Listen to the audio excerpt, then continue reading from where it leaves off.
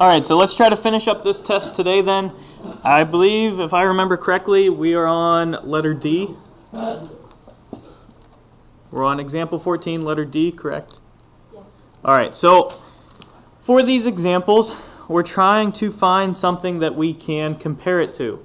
Because if we can compare it to something and have it converge if it's bigger, we know that this one will converge. Or if we can find something that's smaller and it diverges, then we know that our series will diverge. So let's look at your examples above and maybe try to figure out what we can compare this example to. We can compare it to what?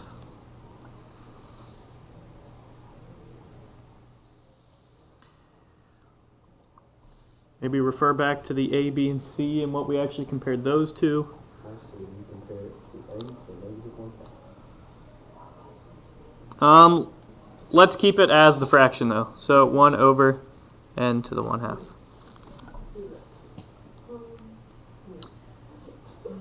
Now, is the 1 over n to the 1/2 smaller or bigger than our original series? Small. Okay, it's smaller.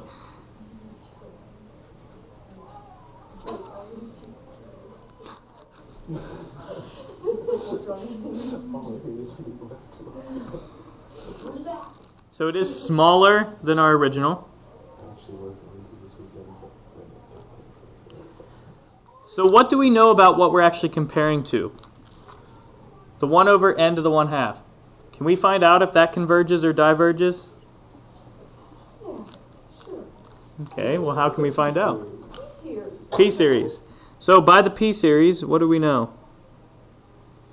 Diverges. So from n equals 4 to infinity, 1 over n to the 1/2, it diverges by P-series. And you should put that with P equaling 1/2. So since the smaller one diverges, then what do we know about the summation of n equals 4 to infinity of 1 over n to the 1/2 minus 1? No. It also, it also diverges. Yeah, the smaller one, because we knew this was smaller and it diverged. So the bigger one also has to diverge. And it diverges by what? How do we know that it diverges?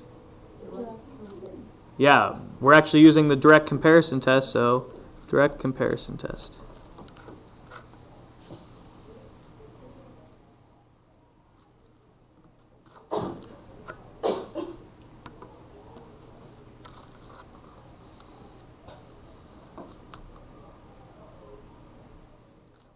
Alright, I'm going to erase this so we have some more room. Everybody done copying? Okay. Alright, let's look at example E. So we have the series of cosine of n over 2n. What do you think we compare this one to?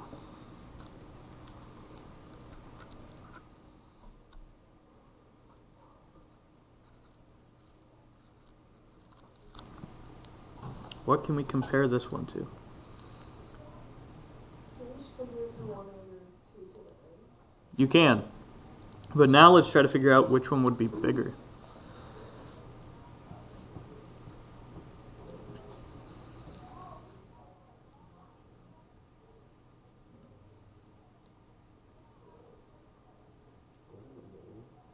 Okay, this one is going to vary, but at the top, if you think about just the top, is going to vary between what two values? Negative 1 and positive 1. So if you actually have a number that's smaller than 1 in here, that's like dividing by a number, it's going to make that number smaller. So, which one is actually larger? The 1. Well, if the cosine of n is equal to that 1 that you talked about, because it's going from negative 1 to 1, they would be equal. But what about when it's in between that negative 1 and 1? The 1 over 2 to the n being bigger. Yes. 1 over 2 to the n is larger. But when that cosine of n is equal to 1, they would be the same. But we have less than or equal to. But what about when cosine of n is negative? That would be less than. It would still be less than. A negative is less than. Oh, but, I see. Yeah, the max I don't it know. will be. Yes, will be the equal maximum it could be is equal to that. to that. Correct. Okay. Correct.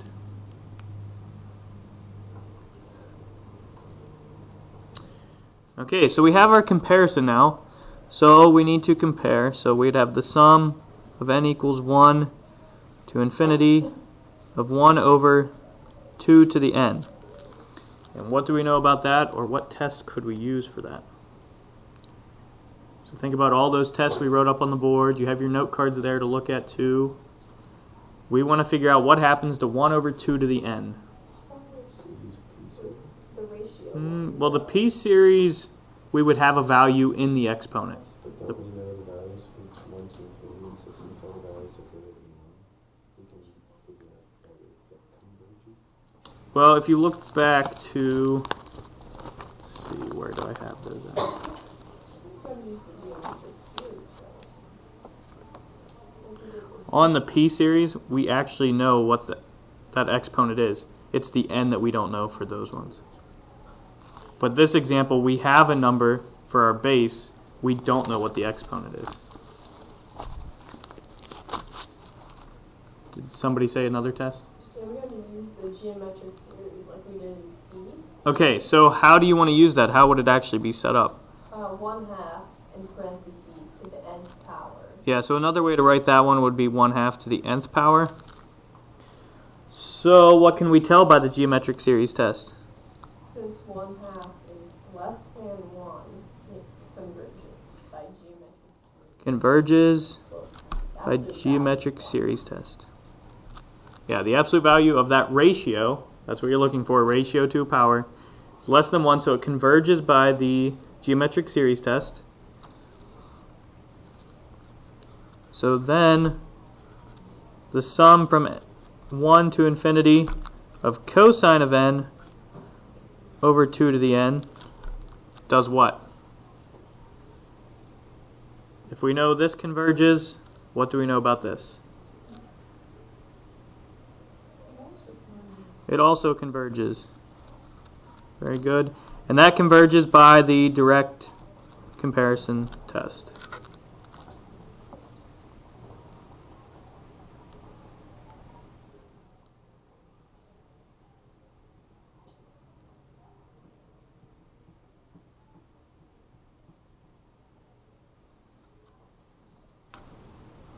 So it's important to be able to recognize the other test, because within test you may have to use another one. So we used the p series for the first one, and for this one we used geometric series. So let's go on to the last example.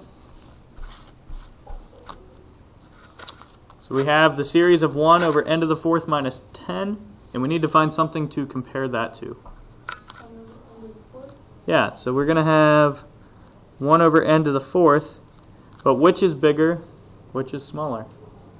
1 over n to the 4th is smaller. Yeah, it is smaller.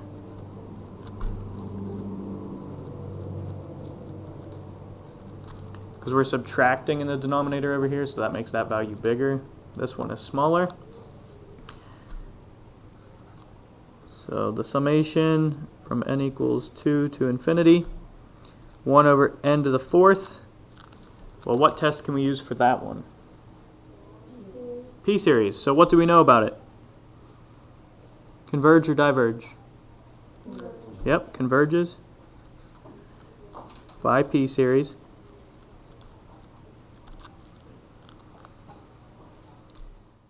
So the sum from n equals 2 to infinity of 1 over n to the 4th minus 10 is what?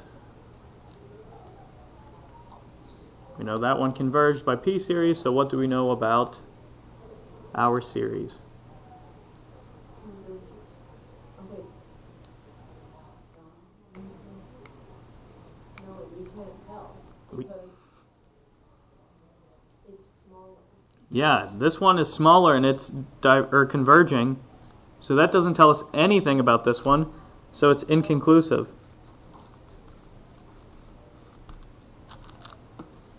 We're not sure. What we picked to compare it to did not help us. So the way we performed this test, this direct comparison test, it did fail. Could we maybe find something that would be larger than that we could compare it to? Larger than our original? Of the same format, but larger than that.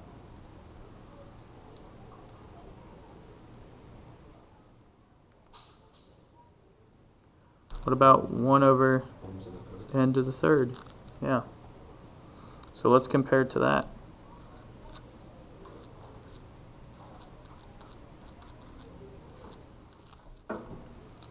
So I'm not going to write out all the formal notation for this one, but the 1 over n cubed greater than this. By what test can we check this one? What? P-series. So by the P-series, the summation from 2 to infinity of 1 over n cubed does what? Converges by P-series. So then what does that tell us about this? Also converges. Yeah, this one is larger now, so we know that our original converges.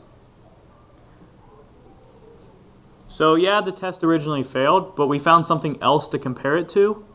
And with the new comparison, we could actually tell that it converged because through the P-series, the larger one converged.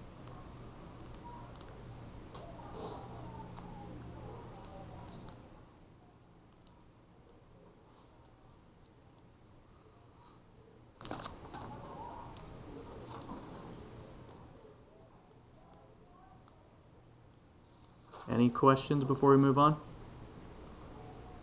All right, so we have a little bit of time left. We're probably not going to get into any examples, but I'd like you to turn over to look at the limit comparison test.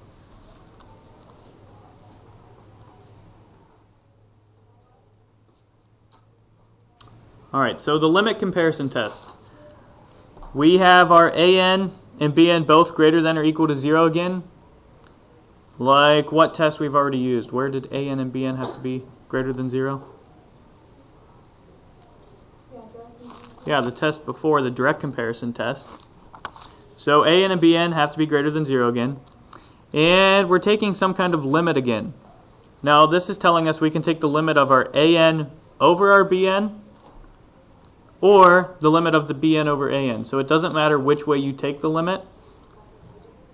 What does matter is this L that you get from either one has to be finite and positive. So that's what's really important about this. So in other words, if it's infinite or negative,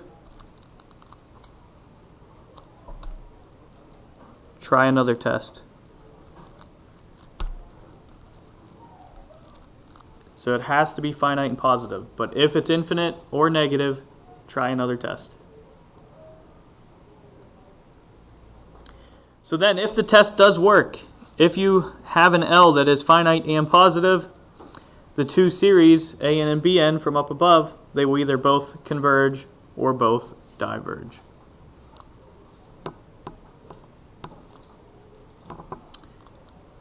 And I know if we start into those now and just do one example, you won't remember that after break anyways. So that's where we're going to stop. So that'll be the test we pick up with when we get back from break, okay?